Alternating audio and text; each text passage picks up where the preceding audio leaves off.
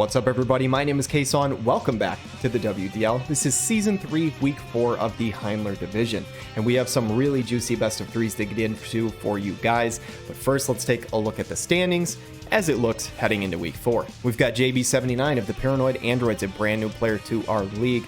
You guys all know who he is, but he has yet to drop a single game, in first place at the moment. Unhindered of Ignite the Storm and LucianRamz of Lone Shadow currently tied for second place with 7 points, but Unhindered has the direct head-to-head tiebreaker, which means Unhindered edges him out there. Turambar of the Ferrets along with Colgate of Fwendship and Spike of Bebop's crew all sitting with 6 points. Turambar does win the tiebreaker here in this situation as he is the best plus or minus overall, and he also has that head-to-head over Spike. Maverick of Spaghetti Western with 4 points currently. CrimsonLyse of Triumphant Trailblazers and Error 404 of Ashes to Crashes both with 3. And Dezaire with Team Big Mouth currently sitting in last with 0 points, but I know they are coming down the pipe at some point. He has a very, very nice roster. So we'll have to see how these games play out. Let's jump into them, guys.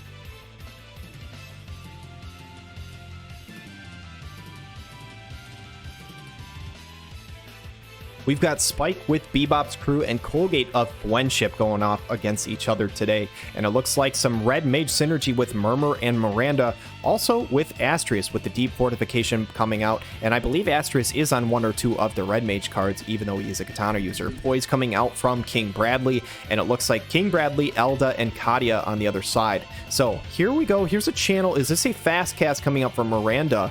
And does both of the red mage units use something like that? We'll have to see. Pure Water Exuberance coming out, so CT up on critical hit. If Bradley wasn't getting enough CT up, he will get even more here. Leonis Barrier coming out from Elda, though, to try and play the tank role, giving himself some hate and a barrier as well. He is going to march forward. It looks like Fast Cast coming out from Miranda onto the Murmur.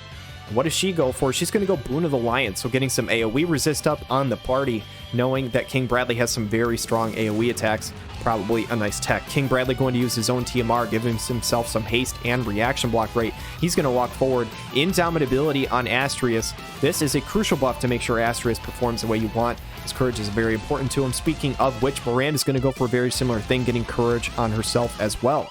Katia, what does she have in the tank? She's going to start channeling a spell. What is this going to be as Elda's going to walk forward before the spell even ends? It's Erase Bright Ward. Okay, CT up on herself. I think that erases like debuffs and stuff. I'm not entirely sure what all that got done, but Calculated Ren doing a very sizable chunk to Miranda. She actually only heals back about 3,000 here. And Murmur, I think, should be channeling a fast cast now onto the Astrius, who gets reflexed by King Bradley. Cross Destruction hitting Elda, but honestly, Elda tanked that up decently well, I would say. Fast cast onto the Astrius, though, so now there are 3 units that are hasted up in this battle. And Katia, I think, probably going for a heal here. I think Elda is low enough to catch one. We'll have to see.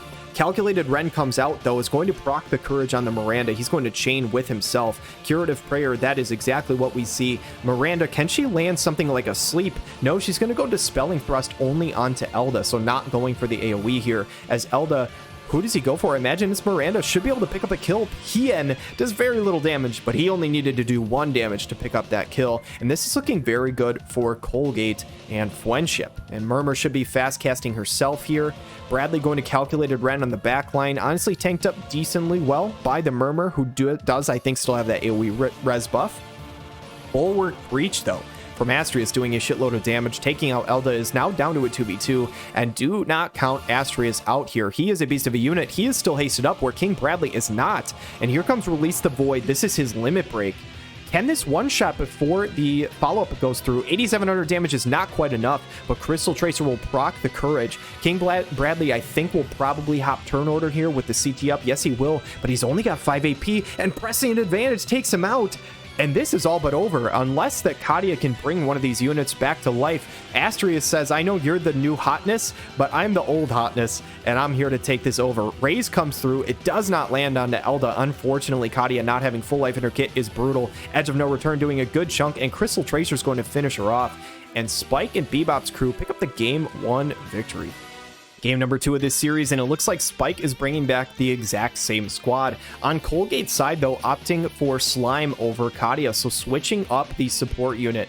thinks that Slime can do a better job here. Deep Fortification coming out from Astrius, very similar to game 1 here, as the Poise buff coming out from Bradley. We've seen this before. Miranda, does she go for a fast cast? Yes, it looks like she is going to do that. I imagine this is onto the Murmur. Not entirely sure who was the slot 1 unit or whether Murmur is running any sort of bow tie or anything, but Acceleratal coming out from Slime. Took me a long time to realize that that ability is not called Accelerate. There is an additional L when you upgrade the ability. But Elda going to buff, he's going to walk forward here. Murmur, what does she go for? She's going to go Boon of the Lion, so this is pretty much the exact same turn rotation coming out from Spike, just a slightly different positioning moving to the other side of the map here. King Bradley popping his own TMR, so he's hasted up and ready to go. And Astrius, he's going to go Indomitability, Courage just like last time, and I will say, guys, this looks like a very similar fight to game 1. It's just positioning changes, and Slime is here instead of Kadia. That is really the only difference. So does this play out any differently? Slime should be able to catch a full heal onto Elda, so it's basically like he took no damage. Murmur, I don't think can reach any sort of damage, but she will be able to fast cast Astrius, which will be helpful here. And Elda gonna Earth and Glory onto Miranda. Basically no damage, but the slow could be massive, as King Bradley is going to go next. Calculated Ren doing a very sizable chunk to Miranda, and she is not very healthy at this moment, even with that heal back. Fast cast onto Astrius, so what can he get done? He's going to go for the limit break just like last time, and this is what you want to see if you are the Astrius player. This sets him up so nicely. 6,000 onto Elda. The follow-up attack does not do enough to kill, though. Elda's hanging in there strong here. King Bradley, what can he do on the AoE? Calculated Rend is calculated very well. Picks up the kill on Miranda, but good lord, Astrius tanked that so well, actually. That was insane. Jamming Thrust misses onto the King Bradley, and I'm curious how much AoE res that Astrius has. It has to be a ton. Hustle Dance +1 comes out from Slime, though, and he is showing that he is doing a much better job than Kadia did last fight with the healing. Assault Blade doing quite a bit to Murmur, also dropping her healing power. Astrius, what does he have here, though? He's going to go Edge of No Return. 5,700 removes the re-raise onto Elda. He used that zombie TMR earlier, I believe. I actually didn't catch that. I knew he buffed, but I didn't see what he did. He's going to drop. Astrius is going to go again, though. Cross Destruction does so much. Crystal Tracer putting in a shitload of work here. Proccing the Courage onto King Bradley. Slime is fully healthy. Can he get into range of King Bradley to get a heal? I think he just put himself out of range. He would have been able to full heal Brad, and now he can't. So he's going to go for Zing, I think. There should be a revive onto Elda. And it looks like the reflex is going to be massive from King Bradley. This would have been a kill and no doubt the end of the fight. But the reflex keeps the hope alive for Colgate here. Zing goes onto Elda. It misses. Here's the Cura that is not damaged. Bradley has 29 AP. What can he get done? He's going to go Calculated Ren. This is going to take out Murmur. A sizable chunk onto Astrius again. Slime goes next. Can he reach the heal? No, he's going to go for Zing again, but he is getting himself closer to Bradley. Do we see another reflex? No, we do not. 2,700 damage is going to take him out. And whether or not this goes off, yes, it does. So hold on a second, guys. If he can get a heal onto Elda, I don't know, man. Hien is doing almost no damage, though. This is going to be really tough to see. Unfailing Void Blade comes out. It is now Slime versus Astrius. Slime with the elemental advantage, though. Does he have a chance here? Is he going to heal himself or go for damage? No, he goes for Zap. He did 3,100, but he needs to hit that one more time. I don't know if he's going to get the chance. Cross Destruction comes out. 3,400 damage. Kills the blue blob. He is going to drop, and Spike of Bebop's crew takes down Fwendship.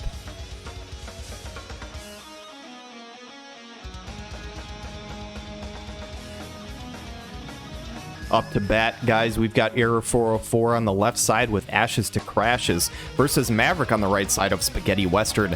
Maverick running that double Glaciella comp along with the Zazan. And this would be an interesting composition. Keenblade coming up from the standard Glaciella as the Glaciella Flagbearer goes with her barrier buff and all that goodness on turn 1. Sweet support, Little Lila the Bold team are coming out from Zazan. This is a very speedy team. Agility up already along with the Keenblade, and they are ready to enter the fight. But on the other side, we've got an interesting composition. Beast's Roar comes out from Hio, along with his fire brother Adelard and Rabis as the tank. Jealous Wrath, though, with the Vega TMR coming out from Glaciella Flagbearer here, looking to try and land a Berserk on the enemy squad. War Maiden's Pride from regular Glaciella, and I'm sure I won't mess that up at all in this fight. Immortal Spirit coming out from Rabis, so she's going to get her Courage online, not Confusion. She does get Confusion Nullify, though, as she catches the fast cast buff from Adelard. Myrtle's Blade murderous blade coming out from Zazan, not doing a ton of damage, less than 2k here, as one of the Glaciellas, we'll call a green Glaciella, walks forward after the buff. Burning Drive comes out from Hio though, 5300 damage, dropping the healing power as well. Not sure how much that'll matter, but they're slowly chipping away at this Zazan, who manages to, even if he does have hate down, basically run right out into the fight early and take some damage. But here, looks like the hate must be down now as the Taunting Blade goes on to Glaciella. Adelar does a ton of damage to Zazan, but not quite enough to kill. Javelin Claw from standard Glaciella, OG Glaciella, not a whole lot under Ravi, so she is tanking this damage quite effectively. Hio, what does he have for an answer though? He's going to go Burning Drive onto the backline onto Glaciella, and that is very little damage. And unfortunately, if the 100 cost unit is doing that much, I think the odds are not in your favor here. Looks like an elemental disadvantage going to be pretty rough for Era 404. Does manage to claim a kill though on the 30 cost Zazan. What can Adelar do here? Does he go for something like a heal at this time? He actually might. Ravi's might be low enough as the counter. The heal comes out from Hio. This is from his buff earlier in the fight, but Surefire Burst, my goodness, just absolutely obliterates Hio, and this is looking like a pretty one-sided fight. Adelard actually does have Kirigo, which is a very nice tech, but only healed for 2200. I'm not sure if she caught some healing power down earlier or not, but Dispelling Spearflight going to do 4200 damage to Ravi's. And you have to imagine with these 2 units left, they probably don't have enough damage to win this fight. I say 2 units left. It's actually only 1. Adelard is going to drop to the regular Glaciella, and she's actually the one kind of popping off here, obviously going against 2 fire units. But here comes new Glassy. She is going to claim a kill. No, not quite. The Courage sitting alive here for Ravi's as the OG Glaciella, I believe, catches a triple kill and wins Maverick the first game of the series. Second game of the series, and we've got Era 404 on the left. Looks like changing up the composition a bit. Ravi's still tanking. She actually did a pretty decent job of tanking, I would say, but switching onto the Phoebe and the Oberon, so hopefully Oberon does a little more damage than the squad did last time. Here comes the Keen Blade coming out from regular OG Glassy, and this is the exact same turn order coming out from the first game. I've said it before, if it ain't broke, don't fix it. He's trying it again here with Maverick. So, Keen Blade coming out from Oberon here, going to enhance that CT on this side of the party. Heart of Flutter coming out from Ravi's. Unit attack resist up, movement and jump. Just an absolutely excellent tank TMR, as the Vega TMR again comes out from the new Flagbearer Glassy. War Maiden's Pride from OG. And here we go. Phoebe, what is she channeling? Is this a haste or a quicken? It is a quicken. So Ravi's is going to be way out in front at this moment. If she gets out in front enough, as she catches a Taunting Blade on the backline here, this means that Phoebe will actually quicken Oberon, and this is actually executed fairly well, I think, as Oberon is going to... Does he finish his barrier cast? This is one of the only kind of clunky things about quicken sometimes, but he moves forward, he's going to finish his barrier, and my goodness, Phoebe is so damn fast. She's already got another quicken going already, as Killer Cross comes out from Zazan. And the positioning is looking pretty decent for Era 404 this time. What does Flagbearer Glassy have in store, though? How much damage does she have? Not that much. A little less than 3k onto Ravi. She's doing an excellent job tanking this. Leap Strike catches Oberon as well. But Oberon should be able to find some damage here as the Quicken comes through from Phoebe. 109 AP, Oberon. What do you have for us? 8-Path Dragon Shine. I imagine this will do a ton to at least Zazan. Maybe not Flagbearer Glassy, though, as she is a win unit.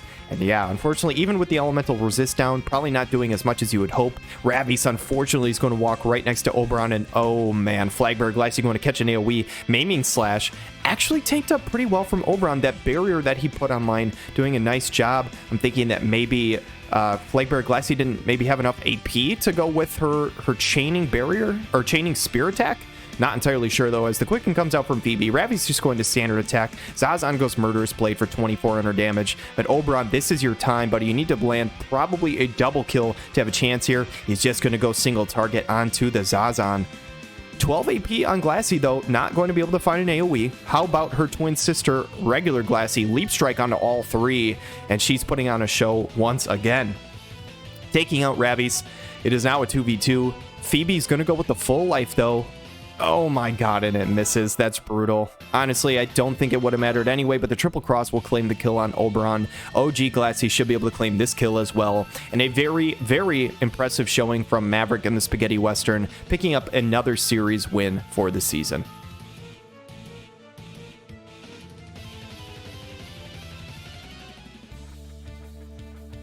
All right, guys, launching into this series, we've got Dezaire's Team Big Mouth on the left versus JB79's Paranoid Androids on the right. Looks like JB79 running a new composition as the AoE resist buff comes out from Perrine, and she is buffing alongside her Winter Victoria and Mariel as the Starlight Elena TMR comes out from Winter Victoria. Some light resist coming out from the party that will help against Sakura. It will not help against the Severo and Amnilus on Dezaire's side, though. And it looks like a very interesting TMR coming out from Mariel here. As Amnilus, she is going to, I imagine, walk towards the party. Yes, she will. Hour of Restoration comes up. So this is the HP recovery when people are below 50% health. Heart Like Needles comes out from Sakura with some Spirit Piercing rate up for her. So she's going to be hitting like a truck, even against this magic tank, I believe, as long as she can break that barrier, which he does have that in her kit.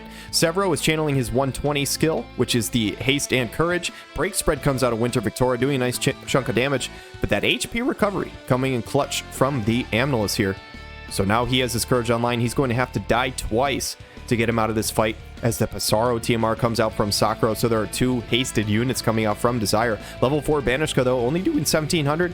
Severo does not have tremendous attack resistances, but he does have a pretty good magic attack resistance, so he tanks that up very nicely. And Hour of Restoration coming through again, so he's going to get another self-heal once he procs that Courage, I believe. Flare comes out. This should break any sort of barrier that was on Mariel. I actually don't even know if she used her magic barrier. 6,600 damage, though, is pretty positive as the Bradley TMR comes out from Perrine.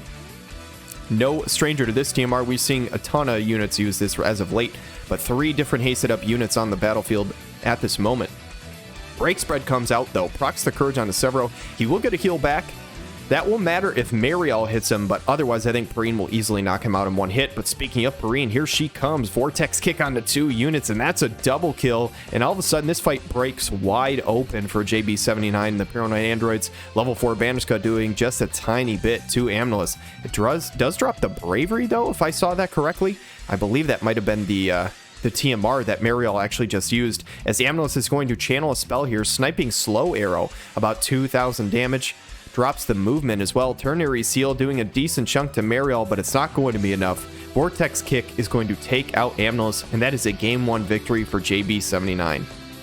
Game number 2 of this series here, guys, and I didn't call it out before, but that is actually Dialdo's TMR that JB was making use of last fight, and a very creative use for it to drop that physical damage, although it was pretty much all mages on the other side last time. Bell's going to come out from the Winter Victoria, and this is the same team from JB79. It looks like maybe a couple TMR or ability changes, but other than that, pretty much the same thing. Dezaire going to switch it up, though, going to more heavy light squad with the Stern Wing of Destiny, Sakura, and Liarte. It looks like the Pinion of Steel buff coming out from Stern, so he has yet to use his re-raise, but a Heart Like Needles comes out from Sakura. They're sitting back and buffing, taking their time as the Vega TMR this time from Mariel. Switch up. Maybe expecting a more magic-heavy comp like the first game, not running the Berserk strategy. We'll see if they can get any sort of Berserks off with that level 4 Banishka getting really far into the enemy lines here. Pissarro TMR coming out again from Sakura, so that haste and hate down is always really good. Greater Domain of Water from Perrine, AoE resist, as well as a couple other nice ones. And the Bell's really coming in handy here as Winter Victoria has so much AP. Elemental Advantage be damned, that is an R rarity unit, so she's going to drop Liarte to about half health. And this is the ability that we have seen Stern Wing of Destiny pop off with so many times already in the WDL. This is his re-raise. Here comes Mariel, though. No Berserk, but that is a kill. It is now a 3v2 in favor of JB. But Dezaire has his buffs online, and here comes the Limit Break coming out from Sakura. Eternal Pain, how much damage is this going to do onto the Magic Tank? That is tanked up very, very well by Mariel. I expect nothing less. She is an absolute beast of a Magic Tank. So Perrine with 102 AP, I say that, now she's got about 121, Raging Waters buff. And she has basically every buff that you could ask for at this moment. Break Spread comes down, dropping a bunch of different statuses, or stats rather, not statuses, on Sakura. Pinion of Steel refresh coming up from the Stern. And unfortunately, Dezaire's team needs to start doing some damage as they are getting slowly whittled down before they can even close the gap. Here comes the Rebel Intention, though. That is good enough to one-shot the Winter Victoria, so that is some damage for you. Mind Crusher coming out from Mariel, not enough damage to kill, does not land the Berserk either, but Perrine is going to take care of that with his Subjugating Fist. But if there was any unit who could pull off this 1v2, Stern Wing of Destiny might be that unit. Does he find a Limit Break to give himself some haste? No, he just goes for the Aegis Crush, the single target attack onto the Mariel here. Not sure if he would have been able to find that because of the terrain, but Motherly Punishment coming out from Perrine, another beast of a unit, chained up damage. I think that was probably about 6,500. And man, oh man, a very strong attack coming out from Perrine. What can Stern manage to find here? It's never over till it's over with him. He has a very, very strong kit. But with 133 AP, can he find a kill on Mariel to make this a 1v1? Aegis Crush is not quite enough. 5,000 is a good amount of damage, but not quite enough. Reflex does help, though. He manages to dodge that attack, not taking any extra chip from the Mariel. But can Perrine find a kill? Upsurge is going to do it. Give her some CT up. The re-raise comes through. But unless he can find this Limit Break and haste himself up, that I think that is his only win con. We've seen him do it before, though. Can he find it here? I think he can find this angle with the Limit Break. Tough to say with a dead body and a big pillar right there. Maybe he can't. Actually goes for 100 edges, and I think that is going to mean that Perrine is going to go next. Maybe if he could have got the haste, maybe he could have lapped her or something like that, but it's not going to be enough. And JB79 and the Paranoid Androids pick up the 2-0 series win and stay undefeated on the season.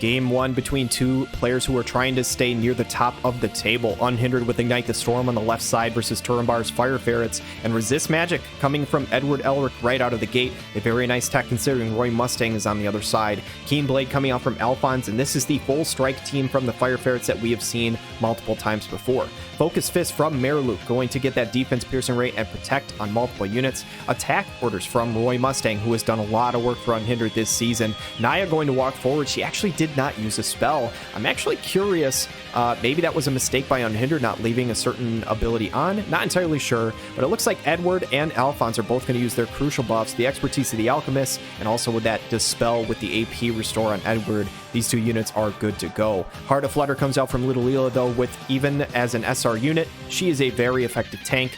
Can she do her job against this other squad, though? Edward's got a multi-target unit attack, and that is pretty difficult to get around even with a tank. So Magic Barrier coming out from Edward, so this Spellblade sub looking like it could be pretty important against this high magic composition, but Naya, with the abilities turned off, running forward, she's instantly going to sprint into her own demise, and that unfortunately is not what Unhindered wants to see. I have to imagine that was probably a mistake, accidentally leaving off a certain buff, because she walked forward very, very quickly here. Padfoot coming out from Roy Mustang. He's got haste and hate down, but this is already going to be so damn tough. There's so little damage on Unhindered's team. It is Roy, and more Roy. And here comes a Spear Transmutation from Edward, so it looks like a lot of strike resist potentially on Little Leela, but the Pierce attack from Edward is just too much. She's going to drop, and Roy has his work cut out for him in a 1v3 already. All-Consuming Flame going to do a decent chunk to Alphonse, but it's going to be too little too late here. This is a 1v3. Measured Power coming out from Mariluke, so she's going to hit like an absolute truck on her next attack. Will she even get one, though? Edward's going to go next. Here comes Adamantine Pillar Transformation. That is going to remove haste, and it is going to remove Roy. And on game 1, the Fire Ferrets come out swinging. Game number 2, and what is the adjustment from Unhindered? Taking Naya, putting her on the bench, and adding in some more damage from More the Merrier. I do like this change-up. Obviously, Naya accidentally with some abilities turned off doesn't do her best job, but Keenblade coming out from the Alphonse, looking like a very similar turn rotation as last time from Turambar. Honestly, maybe executed even better as the Focus Fist lands on all 3 units. Looking at the positioning, we've got the 2 damage dealers on the side coming out for our Unhindered's glove units, with the Padfoot TMR going on to Roy Mustang, Re-Raise going on to the More the Merrier, and Little Leela is going to flank from the side and try and draw some hate. Automail's Crux, though, coming out from Edward. Can Little Leela get forward fast enough to draw these hits, though? Because in looking at the positioning, they are much closer to the damage dealers than they are Leela. This is the second round of turns that Turambar's team is taking before Little Leela can even act. Heart of Flutter is going to give her some extra movement, so hopefully she can get close enough to catch some damage, but Roy is going to walk forward. This could be trouble if they can't reach Little Leela. Marilu cannot reach anyone, so that is okay for Unhindered here, but what is Edward going to go for? It's straight onto Roy. Adamantine Pillar Transformation is going to one-shot him just like game 1, and unfortunately, it looks like this fight might be over before it starts. This is a 3v2 early on again. More than Mary going to run a Quicken, and oh no, the Quicken whiffs because Roy is down. Terra Slash tanked up decently well by the little Leela, but she's not going to have a whole lot of damage here. Silencing spell hits all 3, silences everyone, but they're all physical damage dealers, so it's not going to matter a whole lot. Meridian Channel doing a decent amount of damage, and you have to imagine that if these 2 glove units were given an opportunity to hit, they might have had a chance, but Wallbreaker does so much damage, it's going to proc the re-raise immediately. Alpines might be able to finish this up right here. And yeah, here's the Boulder Blockade, killing off the More the Merrier. The only one left alive is Little Leela. In this full strike composition, I said it before the season, I thought might be the strongest team in the entire league, and Turambar is showing that it is a very, very strong team. Congratulations to Turambar, well played to Unhindered, a bit unlucky on a couple of the positioning things, but GG's to both players.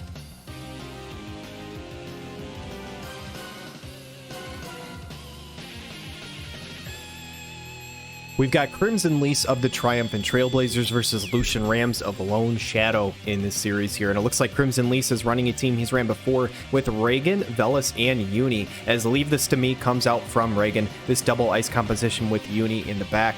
This is a team that will beat you every single time on the haste strategy, as they will haste themselves and take away yours. Stars of Swiftness comes out from Velis, as King Mont is channeling some sort of spell. Zombie TMR comes out from Shadowlinks, so a double fire comp from LucianRamz, maybe expecting the ice team. This could actually be very good for Lone Shadow. Looks like Tara's going to get her courage online. She's going to walk forward. Uni, what does she have? He, not she, and I'm sorry for disrespecting you, could good lord sharpshoot one-shots the Shadowlinks. Okay, 28 AP left on Uni. My goodness, that was unexpected. Breath of Serenity comes out from King Mont. Did that just do nothing? I swear that just hit nobody, as the Shell is going to come out from Velis. Courage is going to be onto Reagan, so he's ready to go.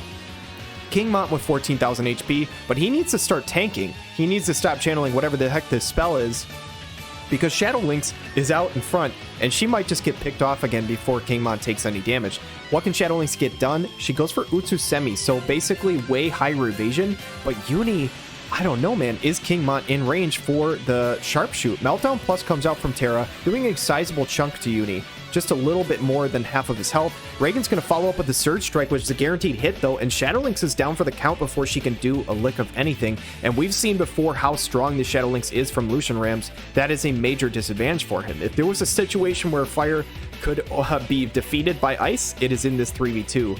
So we'll have to see. Snow Healing comes out from Velis. Agility up on the entire squad. Reagan goes Azure Blade Strike, dropping the agility onto the King Mont and dealing a decent amount of damage, about 5k here. He's sitting with about 9,000. Fangs of Leonis goes. The Disable does not land, so I'm not entirely sure if there's Disable res on the team for CrimsonLyse or if it was just basically winning that coin flip. Crescent Ryan Blade comes out from Terra. Here comes the Limit Break. Should do a sizable chunk here. 6345, but honestly, the heal back is more than that damage. Reagan is full health still. Here comes Velis, who I think is going for damage. Yes, it is. Eternal Frost, not a whole lot of damage, but does increase his own spirit piercing rate. Uni's going to Punishing Slow Arrow on the Terra, and now both fire units are about half health. What can Reagan do here? Can he take her down to Courage? Sonic Octostrike Blade comes out, and that is a very sizable amount of damage. That was like over 7k with the 3-hit chain. She's down to 1 health here. Fangs of Leonis comes out from King Mont. Again, no Disable. Not sure if there's Disable res or not, but either way, that is rough for LucianRamz not catching it. Meltdown Plus on the entire squad does a lot of damage, but Terra is really just kind of getting involved in this fight. I think this is only her second attack so far. Snow Healing comes out from Velis, going to top up the entire party, and I think this Ice team is going to overcome the elemental disadvantage and beat the Fire team. Very impressive showing from CrimsonLyse in game number 1. Punishing Slow Arrow from Uni doesn't do a whole lot. In fact, it's just going to proc his self-heal, which really doesn't help them out a whole lot. But Velis should be going for damage again, and King Mont is a very good tank. Took a lot of damage from Velis there, though, and I don't think he can overcome this 3v1. Fangs of Leonis is not landing on anybody, and I think CrimsonLyse prepped for King Mont is bringing some Disable res, I have to imagine, as this is now 0 for 3 on that skill, and a very clean setup, and it looks like game 1 victory for CrimsonLyse, as the Ramuh summon comes out from Velis. So interestingly enough, the Ramuh Esper on Velis makes me think that he is prepping also for some evasion, because Ramuh does have a ton of accuracy on the board nodes. So honestly, just a great setup from CrimsonLyse in game 1 for the Triumphant Trailblazers.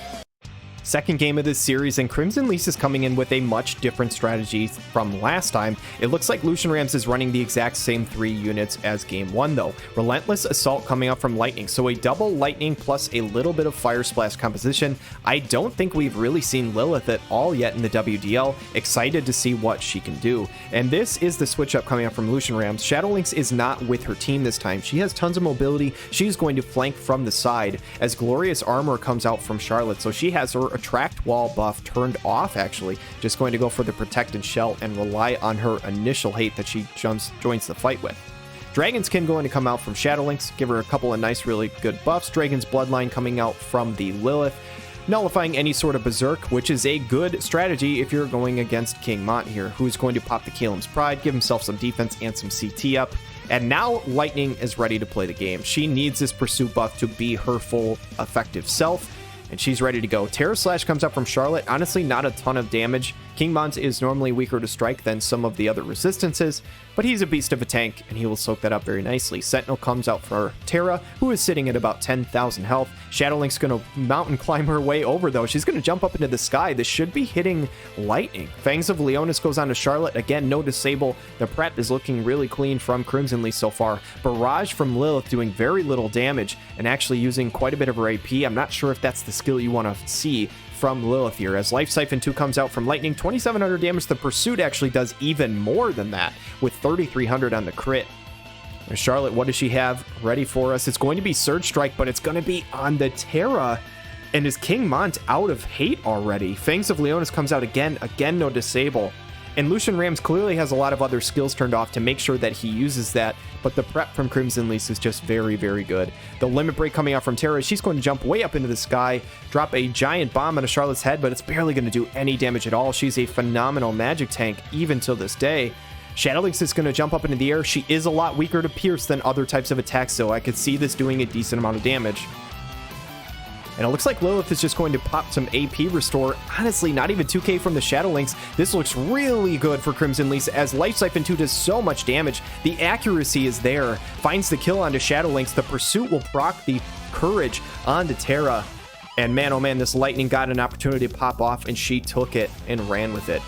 Fangs of Leonis doing about 4,500 to the Lilith, so it looks like Charlotte is now out of hate. Lilith is going to drop. She did not do a whole lot in this fight, but here comes CrimsonLyse's team. Charlotte's going to claim the kill on Terra, and I imagine that Lightning will be able to claim this as well. This is looking like a 2-0 series win for the Triumphant Trailblazers.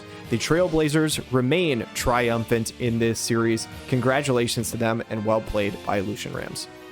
With 4 weeks over and done with for the Heindler division, guys, let's take a look at the standings. And we've got JB79 of the Paranoid Androids with 12 points in first place currently. Turambar of the Fire Ferrets and Spike of Bebop's crew, not that far behind though, currently with 9 points. And I said before, Turambar does have that head-to-head victory, so he is in second currently with Spike in third. And now things get really, really interesting as Unhindered of Ignite the Storm, LucianRamz of Lone Shadow, and Maverick of Spaghetti Western all have 7 points. I wasn't entirely sure how I wanted to order these 3 teams on this graphic, because some of this tiebreaker stuff could very well change over the course of the season. As it stands right now, Unhindered has the best head-to-head record of these 3 teams, as he has beaten LucianRamz head-to-head. LucianRamz is 1-1 in the series, as he beat Maverick but lost to Unhindered, and obviously Maverick is 0-1 in that. However, if you look at the plus or minus overall, it is completely flipped on its head. Maverick is actually doing the best with LucianRamz in the middle again and Unhindered in last. So these 3 teams, hard to say who is ahead of who at this moment. Head-to-head goes to Unhindered, the record goes to Maverick, and LucianRamz is in the middle, regardless of how you slice it. CrimsonLyse of Triumphant Trailblazers and Colgate of Fwendship, both with 6 points in 7th and 8th. Error 404 in 9th place with Ashes to Crasses with 3 points, and Dezaire of Team Big Mouth currently with 0 down at the bottom, but I know some wins are coming down the pipe for him. So this should be a awesome division to keep track of. We've got 5 more weeks, so a bunch of this stuff could change. I mean, anybody could jump way up or down from this moment, so it'll be interesting to watch. I hope you guys enjoyed the matches. I know I did. If you guys like this video, hit the like and subscribe button down below. Leave me a comment down below. Let me know who you think is going to win this division. Tell me your favorite color. What's your dog's name? I don't care. Leave me something down below. But regardless, I hope you guys have a wonderful day.